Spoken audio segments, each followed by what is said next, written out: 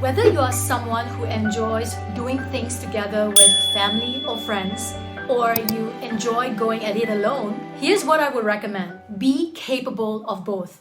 Now, being flexible, you will not grow to be attached to either possibility at any point in time. And in fact, you allow yourself to have choices. You can spend time alone and you can spend time with others. So if others cancel on you, sure, it happens, right? Perhaps you feel disappointed initially, but you will also recover fast, knowing how you can spend time alone without ruminating on, dang, the plan has changed. What am I going to do now? And you start zoning out. Now, in this case, chances are the time that you actually have will hardly be maximized in a meaningful way.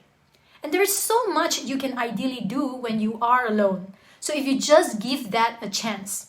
Now, this means readily making a list of things that you will actually enjoy doing alone can come in handy when the time comes. Now remember this, don't mistake aloneness with loneliness. And it doesn't matter what people might think about you when you are somehow adept at spending time alone.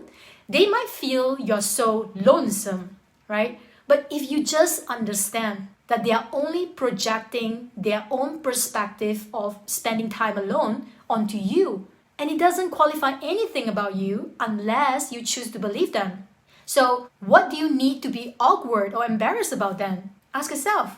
And if they believe that you are lonely, there is a likelihood that is exactly how they would feel when they do things alone.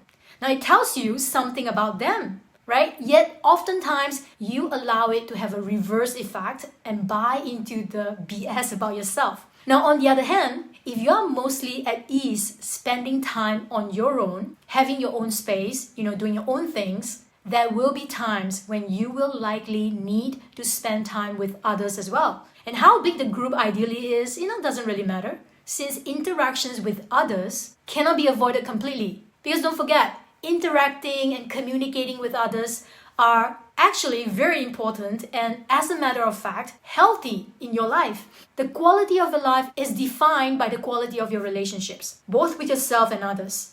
And when you try to run away from spending time with others, even when there is a need and purpose to do so, well, perhaps for pure human connection or just a sense of enjoyment or business relations, just because you feel uncomfortable, right? The feelings which arise from that mustn't be overlooked. You can spend time alone, but you can't really go at things alone in life for most parts. Why? Because we are all interconnected and interdependent on a larger picture. So consider this. When you can put food on the table, comfortable clothes to wear, a roof above your head, entertainment to enjoy, consider not only the transaction you made, but the entire supply chain behind it, which enable the transaction to happen in the first place. So you need people, and that need can only be satisfied when you invest time with people, and not simply with anyone, but consciously choose the right ones. Look for an outcome that nourishes the soul and not diminishing it. But my point here being,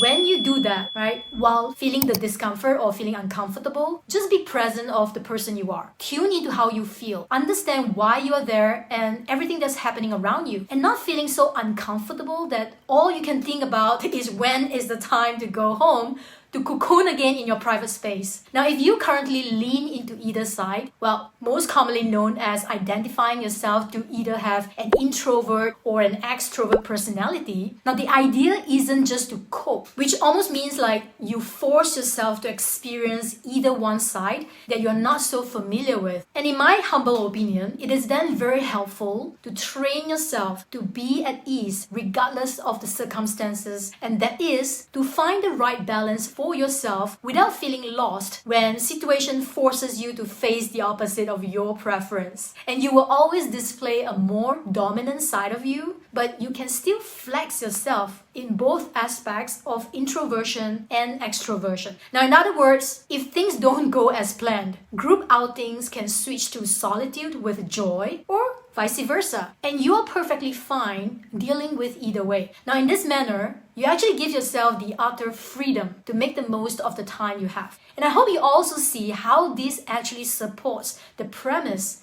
that every experience you have is going to teach you if you are willing to notice and listen. And whatever that you find yourself feeling icky at doing, just take heed of the inner voices and the feelings that come up and be really curious enough to investigate by asking questions. For instance, where do they originate from? How do you develop the thought that causes discomfort along the way? And who might have influenced you in that thought process? And how did that shape you as a person? And notice that I said thought, right? Since everything starts from your thought. Thoughts will lead to emotions you experience, which then determine your action or your behavior. And how you behave or what you choose to do next determines the outcome you get. Now, at the crux of it, the most important question remains: how does it serve you and the kind of life that you want to live? Now, what I'm not trying to be morbid here, but seriously, wake up to the fact that our days of being alive with our potential to fulfill are actually counting, no matter what phase of life you are in.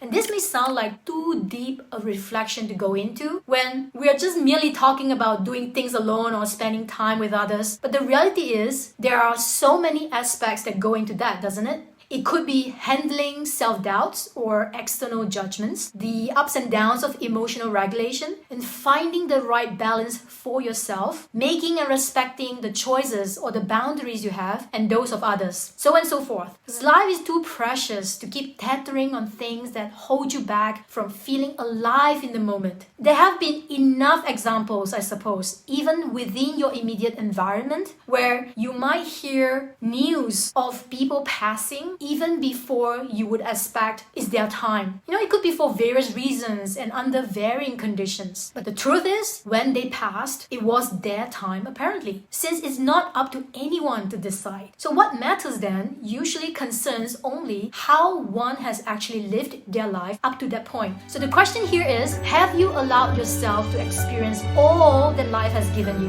And that's living life to your fullest potential. Now, one way to know is to be capable of both choices of spending time alone and also with others. So if you like this video, please hit the subscribe button and I'll see you in the next one. Thank you.